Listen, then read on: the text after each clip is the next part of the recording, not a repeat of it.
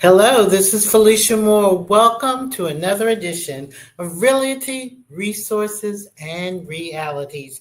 We talked about at the last show about now it's being a buyer's market. So what does that mean? What's the advantages and disadvantages if you're buying or if you're selling? We're going to talk about it in this episode. So stay tuned.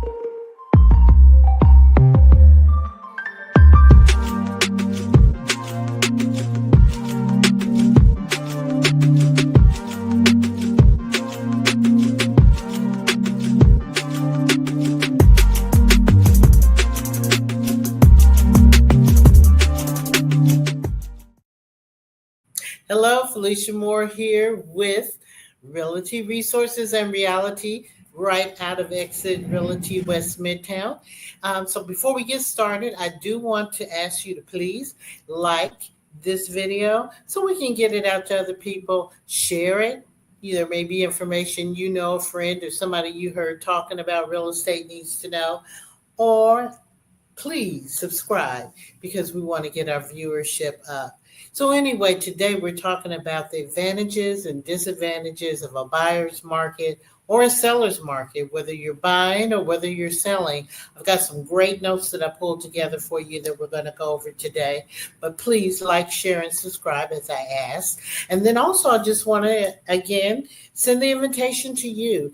You're viewing, you're watching, you may have a question about real estate. You can reach me directly at askfelicia@exitwestmidtown.com, or you can text Ask Felicia to 85377, and I'll call you back or get back with you and answer your questions. If you have small groups or large groups or medium-sized groups that you would like to hear some things that you need to know as property owners, there's so much information and we try to cover them here in the show.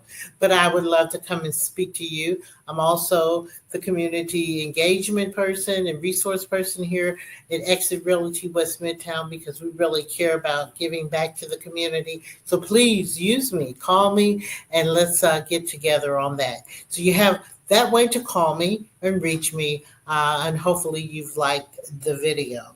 So now I am going to leave this up for a minute while we start, because we talked about at the last video that this is becoming or is a buyer's market here in the Atlanta metro area.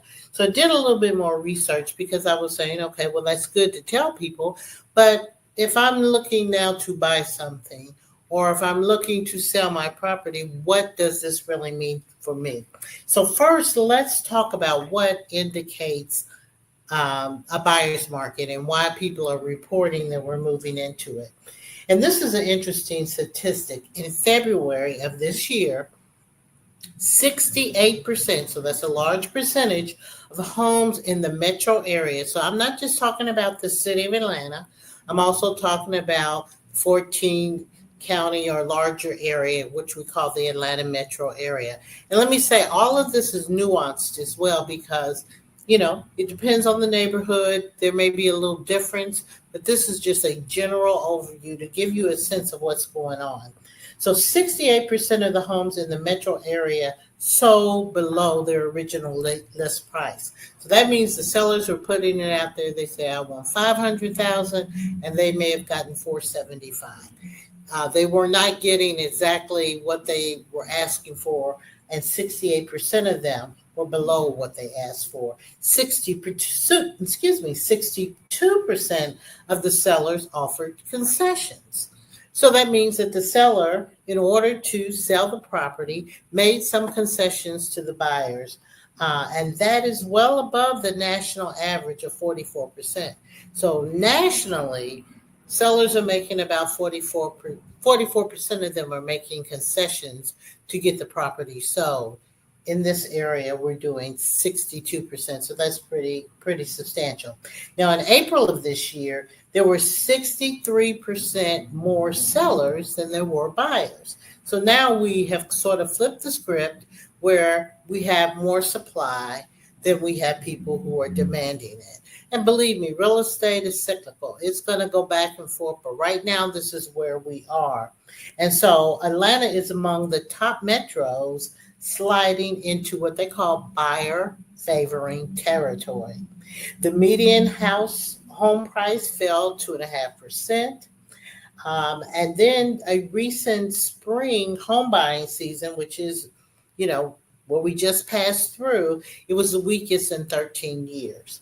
And so that shows us that the sellers are having a little bit more not trouble, but challenges in their selling their property.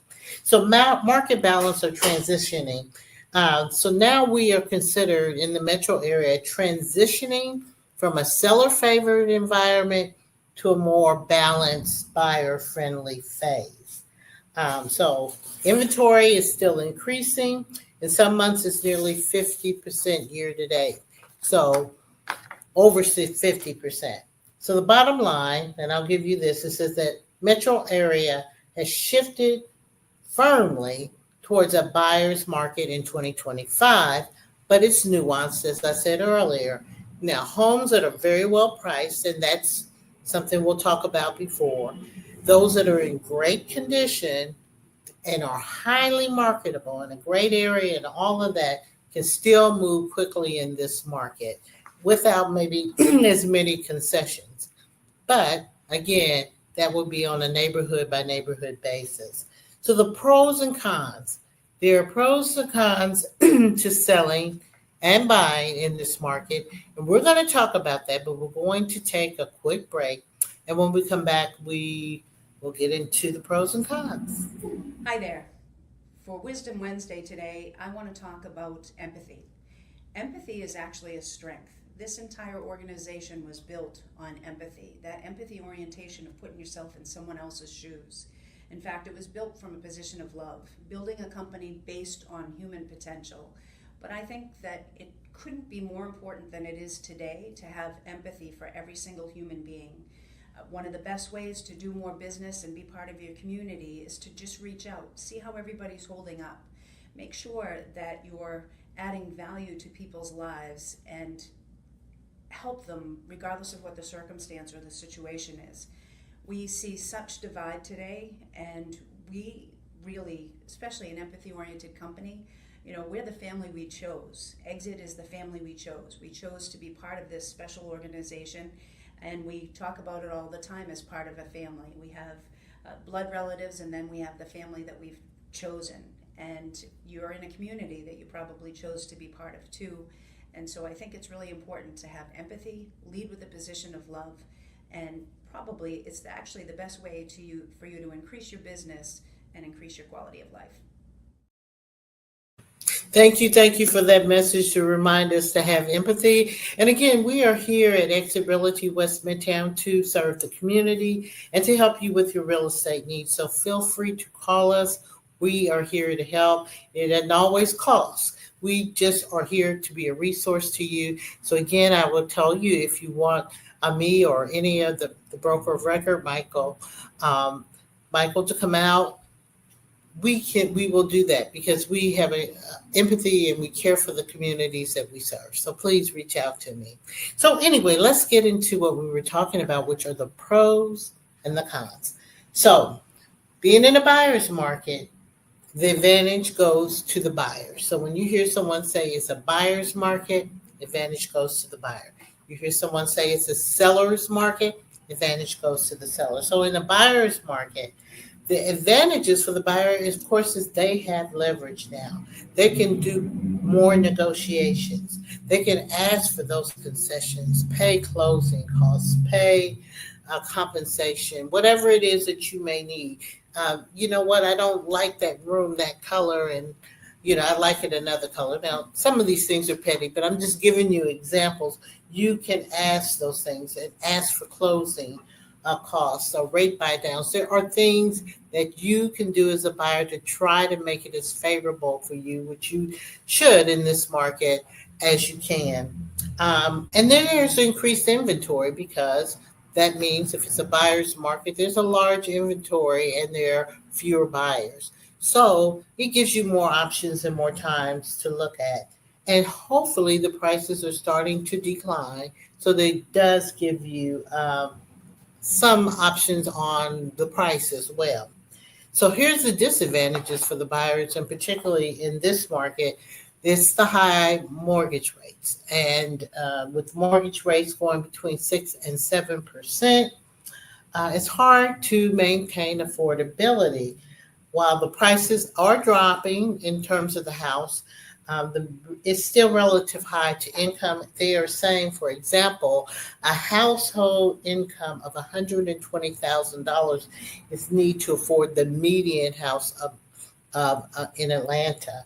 And in some neighborhoods, the competition may be even greater. And we know that the cost of a home is going to be in the 425,000 or more range, depending on the neighborhood. Of course, those nuances, but that's kind of what things are going for. So the interest rates being high and the ability for people to have the income to afford it is also going down. And so that's a disadvantage for the buyer, that has not changed in the market in which buyers have the advantage. Now, the seller's market, the advantages to a seller when it flips again, and it will, it always changes in real estate. The sellers are compelling. They can have they need to make sure that their prices are well priced. You're in a buyer's market. You don't want to overprice your property so that it gets skipped. You want to make sure that your neighborhood is good, if your home is in good condition, and that it can be resilient through this period of time. And you got to determine too, as a seller,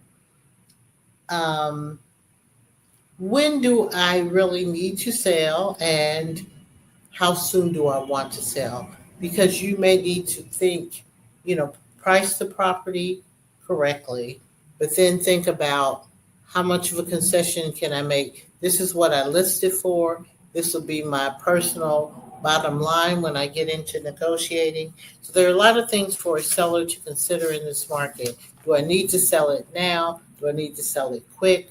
Or do I have time to work on that? So the disadvantages to the sellers now is that there are more properties on the market. So there's more competition for the fewer buyers that are out there. And if you're not willing to make concessions, the guy down the street might do that. So you have to think about that. You also have to think about, the time on the market. And if you overprice, it's going to backfire because it's going to lead to it being on there longer and price cuts, and people wonder, well, what's wrong with that property? They just keep reducing the price and nobody's buying it. You don't want to give people those things. You want to price it right the first time. So here are some tips for you if you're a buyer and you're a seller. As we wrap up, I want to make sure that I give you these tips. Also want to make sure that you have my contact information because we really want to hear from you and want to make sure that we're doing shows. Maybe you have some show ideas. So as I give you these tips as we close out, please take in mind these are the top tips for buyers and sellers. So for the buyer in a buyer's market, leverage those concessions, negotiate for seller assistance in closing costs, repairs, and mortgage. Expand your search and remain flexible. You have more options now because there's a larger market of properties that are available for sale. That means opportunities for you. And get pre-approved. I always tell people this as soon as they're talking about buying. Have you gotten pre-approved? That's what you have to do first, so that when you see what you want and you're able to get it negotiated, you're ready to move. So if you're a seller, and this is now a buyer's market, you want to price strategically. Everybody thinks what they own is worth more than it is. It's just the reality. it's worth what someone will buy it for. So listen to hopefully an exit realtor. But if whoever you deal with, listen to the recommendations. Make sure you understand why you're listing for the price that you're listing for. And unless you can come up with some other supporting data, then you should probably look at the comparative market analysis data that has been provided for you and make sure that you price strategically. Now, this is where you want to do a little bit more. You want to stage and present well. You don't want people driving up and the weeds are 6 feet high. It's not landscape. You want to put a little extra, put an investment in there, sprucing up, decluttering, doing what you need to do, getting rid of your personal pictures, your family pictures, and all of that. You want to get it down to the bare bones so that the people can see themselves living in that house. And so you have got to do a little bit more work. And they may come back, the buyer may say, hey, I want concessions for this or that in terms of repairs based on inspections, etc. And you want to offer some concessions. So you, the seller, take the rein, know what you will bear, what you will do, what you won't do, and get those concessions up front and market them with the property. So when they come, there's not much more that they're going to ask for because you can say, hey, this is the asking price. These are the concessions that we have already determined return for closing costs, minor repairs, etc. And make sure you keep an eye. This is for both buyer and seller on the market and the trends because they can change. And you might want to keep your eye on it as you're considering buying, as you're considering selling, or even once you're in it. And be ready to pivot if things change in the market. Be ready to do that. I hope this is helpful for you because I didn't want to leave you with our last show, just say, hey, it's a buyer's market and be done with it. I hope you found a tip or two if you're buying or selling that will help you in today's market. Until next time, take care with your real estate needs. Remember, we are here at Exit Realty West Midtown to serve you. And so please reach out and contact us. We'll love to help you. Have a good one. Uh-oh.